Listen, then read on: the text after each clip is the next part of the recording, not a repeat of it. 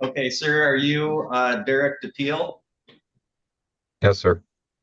Okay, we'll go on the record in Crawford County file number 2618534-SM-1, People versus Derek DePeel. The record should reflect Mr. DePeel is present today by video from the Crawford County Jail. And Mr. Trush, have you had an opportunity to speak with Mr. DePeel? I have. Thank you, Your Honor. Richard Trush appearing on behalf of Mr. DePeel. By way of arraignment, we'd waive a formal reading and stand mute to the charges. He has been screened and approved for counsel. Elliot Ratner will be appointed on that matter, and we would like to address bond. All right, so Mr. DePeel, the court will enter a not guilty plea on your behalf with regard to count one. This will be set for a pretrial hearing on June 19th at 9:30 and a plea trial status conference on June 30th at 10 a.m. You'll be given written confirmation of those dates, so you'll have that in writing.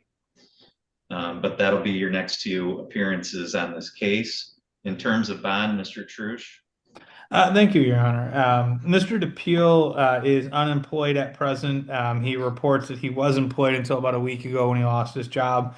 He's lived in the Grayling area for about 2 years.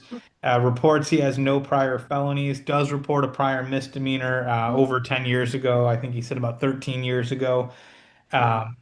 Reports that he has always appeared for court in the past when required to. Also, he reports that he does not have family in this area. He indicated to me that it sounds like a bond might have been set on an interim basis at $500 for him. I would ask the court to consider a PR bond given the circumstances that he is recently unemployed and doesn't have family in the area to assist him right now. I think that makes his prospects of posting a bond exceedingly difficult with no history of non-appearance and very limited prior criminal history. I think a PR bond would be appropriate. All right.